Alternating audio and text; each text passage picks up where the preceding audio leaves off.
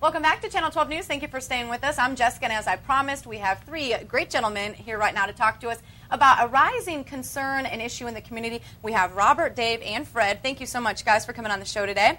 They're here to talk to us about, there's been a lot of discussion on possibly having red light cameras at some of the intersections in the city, along with possibly some other areas in the county and surrounding area. Now, a lot of members of the community have a lot of concerns about this. And Fred, why don't you kind of bullet point some of those concerns that members of the community and you guys have with that? Okay, well, our biggest concern is that the reason, the rationale that they've used for bringing in red light cameras was for safety.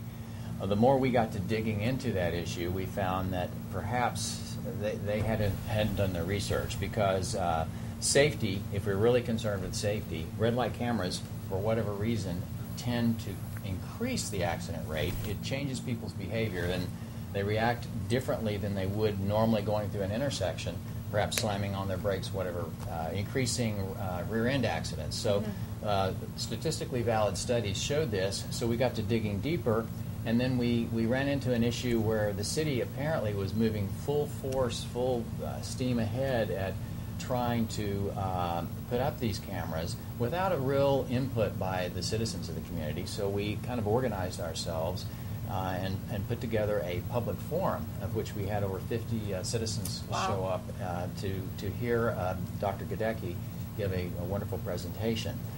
From that, we have a number of concerns: privacy issues, concerns in terms of constitutional issues. I, as a business person in the community, am very concerned about being a friendly city. That is, people feeling like they can come into town and not have to worry about big government watching what they're doing. But kind of share other. Yeah, Robert, talking before the show, you were also very passionate about opposition to having these cameras at the intersection. Do you want to share some of your thoughts? Well, the first thing is, in support of what he said, is that it seemed like it was being railroaded, because we found out, as he had said, a lot of things that we didn't know. This has been going on since last fall, and the citizens only first heard about it on an agenda for the March meeting of the City Council, where they were prepared to vote on the first passage of changing an ordinance in the city's code to say that running red lights is no longer a moving violation. It's a non-moving violation, which we sort of thought that sounded like newspeak from 1984, and there's a reason for it. It makes it a civil offense, not a criminal offense. That's why there's only a $50 fine limit on it, and it means that you're guilty until proven innocent. Those things kind of shook us up a little bit too. But what really concerned us most was the lack of hard evidence from the city to show that we need this. Perhaps it is a good idea, but you should always start with data that says we've had this many problems were caused by running of red lights, this many people were killed, et cetera, and we propose that this will eliminate that or reduce it down to a level that we can live with. We asked for that in the March meeting. Karen Buckley, a citizen here in the Oak Ridge area, stood up and said, well, do you have data that you can present to us? There was silence from the city council, which kind of concerned us. Ellen Smith, one of the council people, did speak up and ask for that data, and in the next two meetings that we attended in April and in May, there was no evidence. But we went to a work session the other night, and lo and behold, there was evidence, but it had nothing to do with red lights. It had to do with a decrease in accidents from year to year.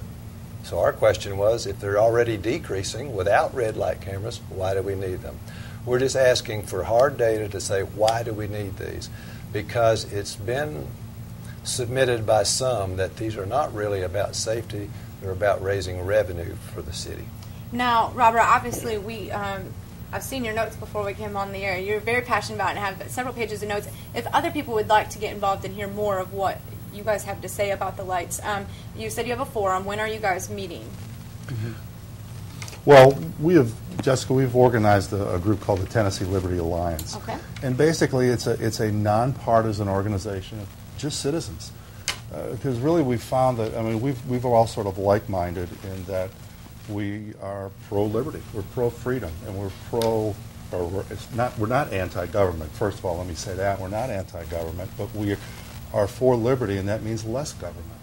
because we feel that the government, in many ways, have taken our responsibility away from us for exchange of for some of our liberties. Exactly. And so we just got together, and as we got together, we realized that there was a lot of members in this community that had the same concern we did, but they had no idea that there was a forum available. So we began to sort of organize, and that's basically really what we want to do. We want to get people involved in their government again. Mm-hmm. Everybody's lost interest. Nobody cares. They're hurt. They've lost hope in it. There are more people. I mean, how many votes did the American Idol get? And you got 12 million votes for the winner of the American Idol. Right. The President of the United States. I think I was one of those. Yeah. Well, whether, and that's great. That doesn't matter. But and I don't have any problems with that at all. But the President of the United States isn't going to get anywhere near that kind of vote. Nobody cares. So we just want to get people involved again. We just want to get people involved in their government so they can look at it and guide their government the way they're supposed to. And we're sort of a watchdog we sort of promote ourselves as a watchdog group, but that doesn't mean it's all negative for the government. You know, exactly. When the government is doing something that they should be doing, we're going to be on their side. Okay. I'll add to that too. In we that, just have a couple of seconds. okay, We gotta go. we've been labeled by some. That's right. We've been labeled by some as radicals just because we're protesting. Yeah. And we stood up in front of every meeting and said, we certainly don't want anyone running red lights. We're not against safety.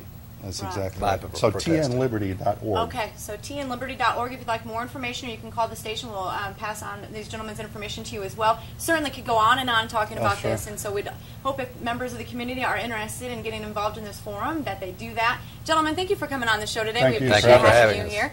And for our viewers at home, I know everyone is anxious to see what the weekend weather's looking like. Stick around. We'll have that and sports coming up next. The Tennessee State Guard is truly voluntary.